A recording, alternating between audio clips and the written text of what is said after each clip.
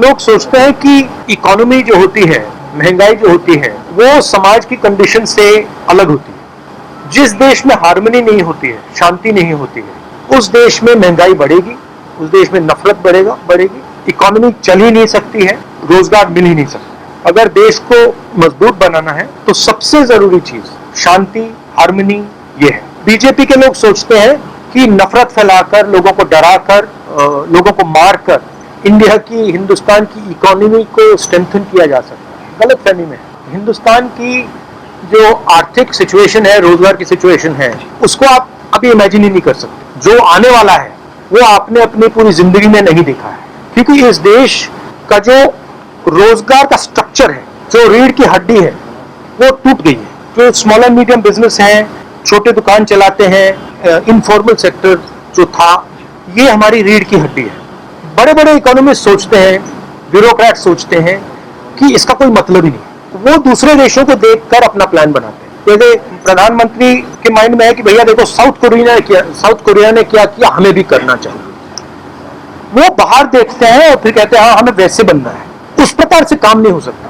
हमें सबसे पहले ये पहचानना है कि हम हैं क्या और यहाँ क्या चलता है। तो ये रीढ़ की हड्डी जो उन्होंने तोड़ी है, इसका रिजल्ट अगले 2, 3, 4 साल में आएगा और भयंकर रिजल्ट आएगा। रियलिटी से कोई नहीं बच सकता।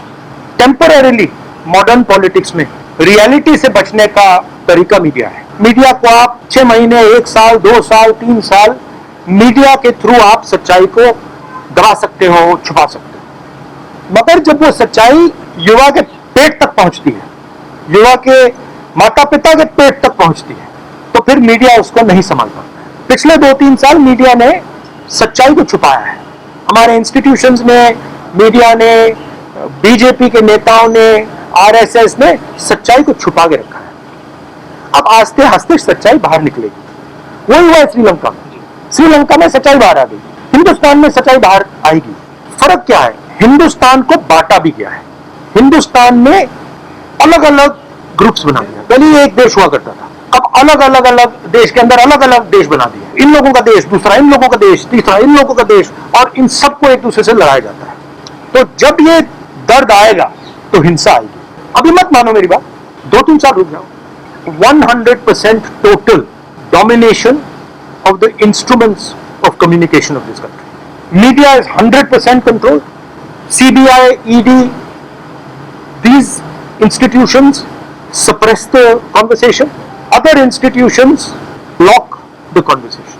Loudspeaker सरकार के हाथ में है। पहले क्या होता था? लाउडस्पीकर सरकार के हाथ में होता था, ऑपोजिशन के हाथ में होता था। कभी समाजवादी के पास चला जाता था, कभी कांग्रेस के पास चला जाता था, कभी बीजेपी के पास, बीएसपी के पास। अब क्या है? अब लाउडस्पीकर किसी पार्टी के पास नहीं है। अब लाउडस्पीकर आरएसएस और बीजेपी के हाथ। देश की हालत बहुत खराब है, नफरत फैलाई जा रही है और देश को बांटा जा रहा है। और ये हम सबके सामने ये लड़ाई है। देश को हमें एक साथ लाना है। एक बार फिर भाईचारा, जो हमारा इतिहास है, हमारी हिस्ट्री है, उस पथ पर फिर से चलना है।